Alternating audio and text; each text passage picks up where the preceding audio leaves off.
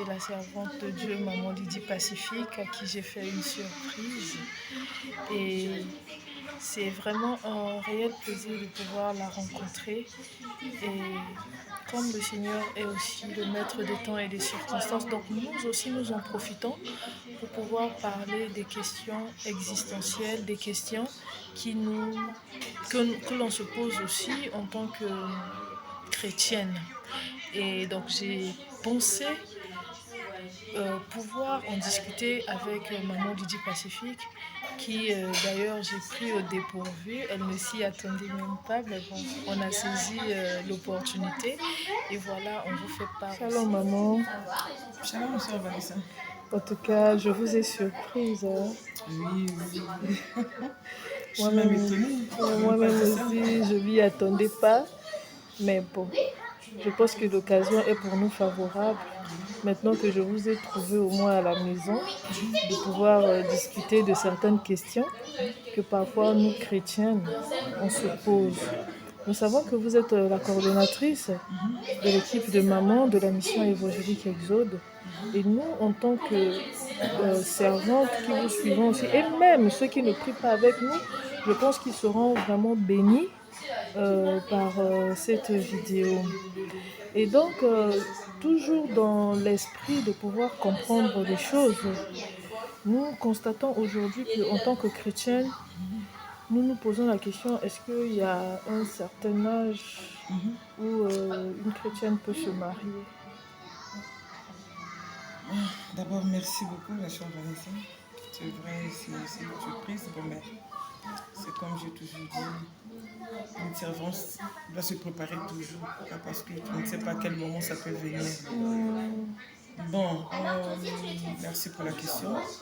Si c'est le monde d'une chrétienne, est-ce qu'il y a l'âge donné où vraiment on a décidé que non, qu'une femme doit se marier? Bon, moi je dirais qu'il n'y a pas vraiment l'âge comme tel. Mais l'essentiel que la personne soit mature, qu'elle soit préparée. Moi je crois que c'est ça. Mais sinon, même notre constitution se dit vraiment si ça a 20 ans, 22 ans, la femme fait te marier. Si à 18 ans, la femme devient déjà mature. Bon, mais il y a la maturité, il y a la sagesse aussi. Mais de toutes les façons, à n'importe quel âge, on peut se marier. Il n'y a pas des âges où vous décidez que non, à tel âge, c'est le moment. Maintenant, maman, d'où vient-il que parfois on prie pour un sujet, on va toujours tourner autour du mariage, hein, parce que c'est de ça vraiment que je voulais que vous puissiez nous faire bénéficier. Parce que nous savons, pour ceux qui ne le savent pas, mais on leur apprend que vous avez quand même une certaine expérience pour ces choses-là. Donc je voudrais que nous puissions aussi en bénéficier et d'autres aussi qui vont peut-être suivre ça. On peut prier pour un sujet, comme j'ai dit du mariage, mais pourquoi, qu'est-ce qui peut faire que ça tarde? Bon. Ah oui, hein. Est-ce que Dieu ne nous écoute pas ou Dieu est incapable? Je ne veux pas dire ça, mais qu'est-ce qui fait que quelqu'un va se dire, je vais prier, mais ça ne vient pas? Bon, en tout cas, c'est vrai, notre Dieu, c'est un Dieu qui exauce toujours. Mais c'est un Dieu qui exauce au moment opportun, c'est-à-dire au temps convenable. Bon, pour nous, les chrétiens, je dirais que non, ça peut arriver aussi que quelqu'un a vraiment besoin de se marier, mais que Dieu ne lui donne pas, peut-être qu'il n'est pas bien préparé. Parce que moi, j'ai toujours dit que dans le mariage, pour être bien dans le mariage, il faut être formé. Il faut être formé, il faut être préparé. Parce que le mariage, c'est pas aussi chose facile. Hein. Dans le mariage, c'est pas seulement le oui et amen. C'est-à-dire, il y a des choses que nous croisons dans le mariage que la personne doit d'abord connaître. Pourquoi? Parce que il y a des fois, parfois, tu as beaucoup de manquements. Alors Dieu attend que tu puisses au moins savoir l'essentiel. Tu dois avoir l'essentiel. Tu vois un peu? Mais si tu ne connais pas l'essentiel, comment Dieu va te donner le mari? Mais si tu te donnes ça et que toi tu ne connais pas, tu vas fouler ça en l'air. Et ça sera du gaspillage, du gâchis. Ça sera du gâchis. D'où maintenant, parfois Dieu attend. C'est pourquoi j'ai toujours dit aux jeunes sœurs, quand vous voulez vous marier, il faut vous préparer et faire la rétrospection en soi. C'est-à-dire connaître, est-ce que je suis vraiment préparé? Est-ce que j'ai la patience? Est-ce que je suis capable de supporter un homme? Parce que toi qui n'es pas capable de supporter un homme, si on te donne un homme, ça sera du gâchis. Ça sera du gâchis. Donc Dieu peut attendre que la personne puisse avoir cette maturité pour qu'on puisse te donner le mariage. Sinon, ça sera du gâchis. Et ça aussi. Et puis, comme je l'ai dit, notre Dieu, c'est-à-dire, il exauce la prière au moment convenable. Il va voir, est-ce que réellement, l'âge où tu as, est-ce que réellement, l'époque où tu es vraiment capable de supporter un homme? Est-ce que tu es capable vraiment d'entretenir le mariage? Et si tu n'es pas encore capable, le Seigneur peut prendre du temps. Et ça aussi, c'est un fait. Et puis, et encore aussi, il y a une réalité. Notre Seigneur, c'est-à-dire quand on te donne, il y a chacun de nous, le Seigneur nous donne le temps. C'est-à-dire tu es là, le Seigneur te prépare. Mais quand tu te prépares, c'est comme j'ai toujours dit aux mamans, ce sont des escaliers que tu es en train de monter. Tu montes les escaliers pour aller rencontrer quand même le prix convenable. Mais quand tu montes, tu arrives quelque part et tu tombes. Tu ne crois pas que tu tomberas en haut, tu tomberas en bas. Et quand tu tombes en bas, tu recommences encore. Donc tu vois un peu tout ça, ça fait retarder les jeunes sœurs. Et les mamans encore. Donc, quand on a vraiment envie de se marier, on doit se décider, on doit se préparer, on doit se voir aussi soi-même. Parce que Dieu peut te donner. Mais qu'est-ce que tu vas faire avec? C'est ça le problème. Donc ce sont des choses, si tu pries beaucoup, tu vas comprendre. Mais sinon, notre Dieu, c'est un Dieu qui bénit. Et nous autres, là, comment on se marie? On n'a pas de spécial pour se marier. Amen. Maman, je pense que vous avez dit une chose qui est très capitale. Quand tu pries beaucoup, ça me ramène le jeudi passé, quand même, je suis passée quelque part là. Je vous ai vu. Je voudrais savoir comment vous avez laissé l'église, votre maison, et vous vous êtes retrouvés là-bas. Qu'est-ce que vous étiez en train de faire là-bas? Ah oui, ça, oui, jeudi j'étais à la montagne et je vais rester les 17 là-bas, c'est là où je vais me ressourcer. Bon, tu vois, la vie chrétienne, c'est vrai, mais quand on dit que non, le salut est individuel, moi je crois que la vie chrétienne aussi, c'est une vie personnelle. C'est-à-dire il faut avoir le secret avec Dieu. Et la personne, ce n'est pas seulement que non, vous êtes là en groupe, en équipe, vous priez ensemble, mais soi-même, on doit avoir l'intimité, une intimité avec le Seigneur. Pourquoi? Parce que oui, la prière de tout le monde, oui, mais moi j'aime passer du temps seul dans la forêt. Pourquoi? Parce que c'est là où, quand je suis calme, quand je prie dans le silence, je sens que le Éternel me parle beaucoup. Et là, je peux crier, je peux pleurer. Je n'ai pas de requêtes à attendre de quelqu'un. Je lui donne. Et c'est pourquoi je dis aux jeunes filles, c'est-à-dire la vie chrétienne, c'est pas seulement la vie d'ensemble. Mais la vie chrétienne, c'est la vie dans... C'est-à-dire la vie que toi-même tu vis avec le Seigneur. C'est-à-dire c'est ton intimité avec Christ.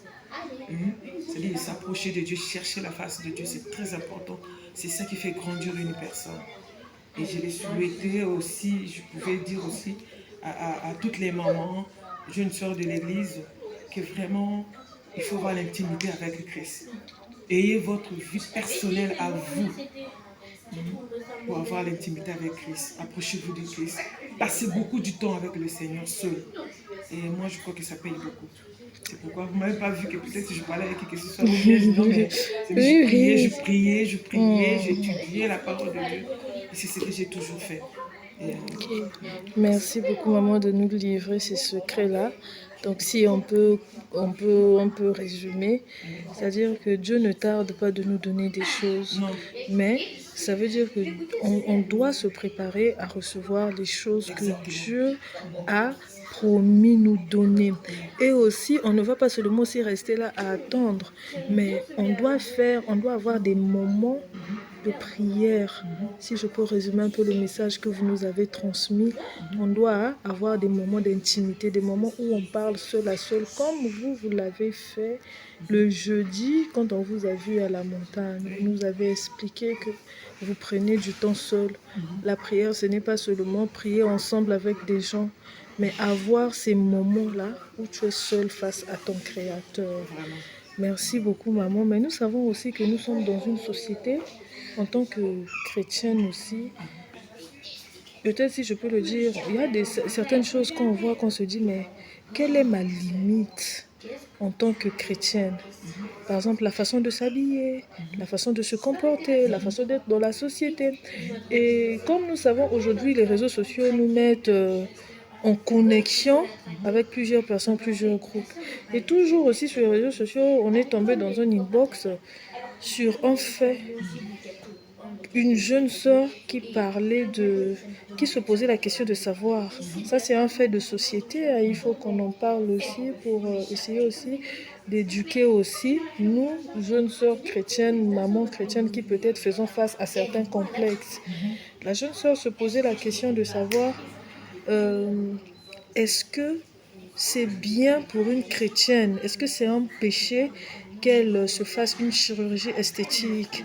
Je veux dire BBL, ça veut dire Brazilian Butter Lift, quelque chose comme ça. Donc c'est une chirurgie qui permet où on prend une partie de sa chair, on l'injecte par exemple dans les muscles fessiers pour augmenter par exemple le volume de fesses. Est-ce que ça là c'est un péché en tant que chrétienne? Qu'est-ce que vous, en tant que maman, vous en pensez? Bon, chirurgie esthétique, bon, de toutes les façons, chirurgie en soi, c'est pas un péché. Pourquoi? Parce que nous avons des gens qui sont nés avec des malformations, par exemple. Moi, je crois que, par exemple, je peux te donner l'exemple. Nous avons des gens qui sont nés, bon, c'est-à-dire quand les dents de lait sortent, il y a des dents superposées, c'est-à-dire la dent sort et l'autre, ça vient en haut. C'est-à-dire, quand tu grandis, tu vas constater que c'est un défaut. Tu peux aller chez les dentistes, on peut enlever pour essayer un peu de mettre quelque chose de bien, hein, pour que tu te sens aussi bien. Moi, je ne crois pas que ça, c'est un péché. Ou bien, tu es né avec, je ne sais pas, un nez un peu, je ne sais pas, tordu.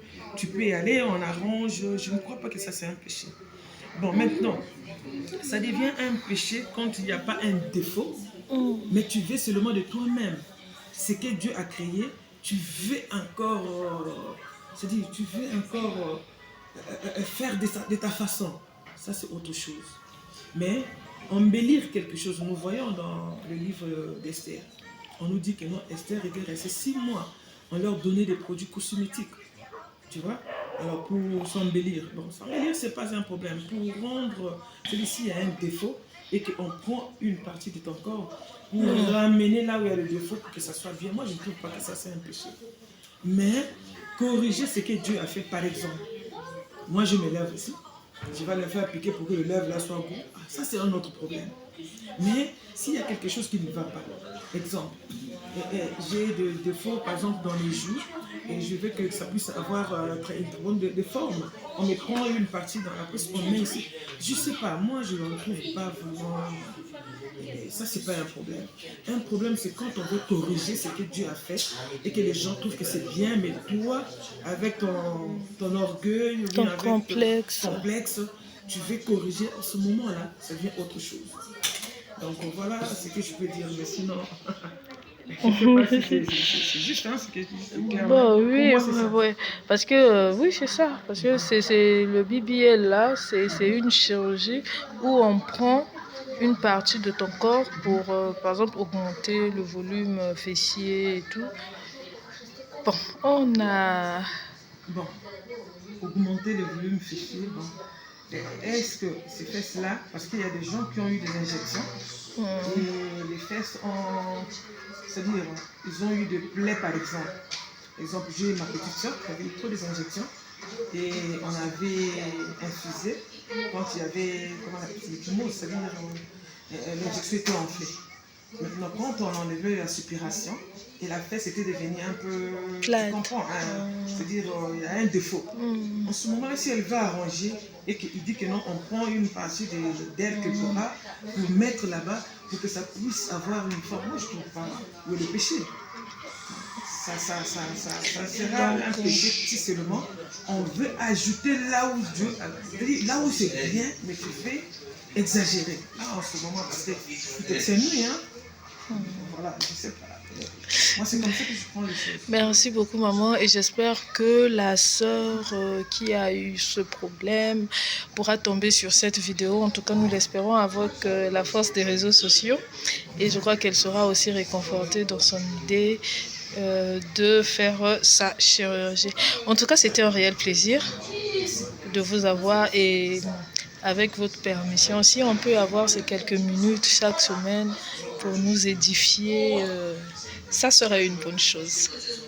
Même si aujourd'hui, là, c'était un peu brusque, mais on a compris que quand même, il y avait la grâce, on a reçu quelque chose. Et je pense aussi que toutes celles qui vont suivre cette vidéo aussi vont recevoir quelque chose aussi. Et vraiment, nous voulons continuer sur cette lancée-là. Et déjà, merci beaucoup. Malgré les charges, les occupations, d'avoir répondu à nos questions. Et vraiment, nous avons été bénis par ça. Peut-être un mot de la fin pour pouvoir clôturer cette première séance de longue série. Oui, merci. C'était vraiment une bonne surprise. Mais bon, ce que je pourrais dire, vous voyez, la vie chrétienne, c'est pas seulement croire en Dieu et c'est fini. La vie chrétienne, pour moi, j'appelle ça un processus. C'est comme à l'école. Quand nous allons à l'école, c'est pas parce que ce n'est pas seulement parce que tu veux aller à l'école que non, elle est écolière, elle est, je sais pas comment, mais il faut prendre conscience. Pourquoi tu es allé à l'école? Pourquoi tu crois en Dieu? Pourquoi tu veux suivre la vie chrétienne? Et pour moi, vraiment, c'est un bon choix. Pour ceux qui ont choisi la vie chrétienne. Mais la vie chrétienne a des principes. En tout cas, si tu veux réussir vraiment la vie chrétienne, il faut suivre des principes. Si tu suis les principes, tu vas voir que non, tu vas monter. Et c'est comme j'ai toujours dit que non. Et nous sommes là en train de courir pour arriver là où nous allons remporter les prix. Tu vois un peu? Mais il y a des principes pour courir. Si tu suis bien ces principes-là, en tout cas, tu vas remporter ton prix. Mais si tu vas, par exemple, tu cours, la ligne est là, toi tu vas de l'autre côté, tu vas de l'autre côté, tu ne vas pas remporter. C'est-à-dire, nous les mamans chrétiennes, les jeunes sont chrétiennes, nous devons comprendre que quand on a cru au Seigneur Jésus-Christ, nous avons des limites que nous ne pouvions pas affronter. Nous avons des limites. C'est-à-dire, c'est un choix que tu as fait d'être une chrétienne. Et il faut savoir, parmi les valeurs chrétiennes, qu'est-ce qu'il y a de mieux à suivre et qui n'est pas. Tu fais la répétition en soi. Qu'est-ce que tu suis réellement? Qu'est-ce qui te manque? Et regarde un peu ce qui est écrit par rapport aux Écritures. Parce que nous vivons selon les Écritures. Et si tu ne veux pas vivre selon les Écritures, à quoi bon être chrétien? C'est-à-dire tu perds le temps pour rien. Par exemple, une chrétienne qui va aller mal s'habiller, finalement tu ne te connais pas. Tu vois un peu? Donc, moi je crois que comme tu as fait le choix de choisir être chrétien, tu dois suivre le principe. Et les principes, c'est ça. Et dernièrement, je parlais de quelques principes qu'il faut pour des chrétiens. Par exemple, la vie des prières, c'est ce que vous m'avez vu prier seul à la montagne. Parce que notre Seigneur Jésus-Christ nous a montré l'exemple. Le Seigneur nous montre que non, il partait le bon matin seul, il laissait les disciples, il partait prier ailleurs seul. Donc c'est une vie aussi parmi tant d'autres. Lire la parole, méditer la parole, ce sont des principes. Par exemple, dernièrement, j'ai parlé de, c'est-à-dire, exemple, la finance. Tu ne peux pas t'épanouir si tu ne connais pas s'aimer. C'est-à-dire, il y a des principes. Pour te marier, il faut quoi? Pour avoir beaucoup d'argent, il faut quoi? Donc, c'est-à-dire, il y a d'autres principes. C'est comme en mathématiques. Bon, tu peux lire, mais si tu ne connais pas le formule, tu ne vas pas vraiment, ça ne va pas marcher. Exactement. Donc, il faut suivre le formule. Donc, pour avoir, exemple, pour être en abondance, c'est-à-dire pour avoir des possibilités, il faut s'aimer. Ce sont des formules. Alors, pour s'aimer, c'est quoi? C'est la libéralité. Et si toi, tu es égoïste, mais tu veux avoir beaucoup d'argent, comment? C'est pas en priant que tu auras beaucoup d'argent. Il faut s'aimer. Et quand tu vas s'aimer, quand tu vas récolter, c'est là où tu seras vraiment dans la joie. Mais toi, tu ne veux pas s'aimer. Tu es égoïste. Ah, tu t'attends à quoi? Ce sont des principes. Ce sont des principes. Toi, tu veux te marier. Mais entre-temps, tu as des petits macangous, tu as des petits copains, mais tu veux te marier. Ah, ça aussi, c'est un problème. Il faut marcher selon le principe. Merci beaucoup, maman. Et je crois que c'est sur d'autres sujets, comme sur la valeur chrétienne des principes, on pourra en développer très bientôt, si vous nous Merci permettez, qu'on ait au moins 15 minutes toutes les semaines pour parler. Ah, bon, ça, c'est bon. Ça serait une bonne chose. Oui, et en tout cas, merci beaucoup, merci infiniment. Nous allons mettre, parce que vous coordonnez aussi l'école du Seigneur, à l'école du Seigneur. Donc, au bas de cette vidéo, on va mettre le lien pour que les jeunes sœurs qui s'intéressent à avoir plus amples enseignements, parler avec vous, pourront juste cliquer sur le lien pour pouvoir être en contact direct avec l'école du Seigneur. Merci beaucoup, maman. Merci beaucoup, Vanessa. Que Dieu vous bénisse. Amen, à très bientôt. Merci.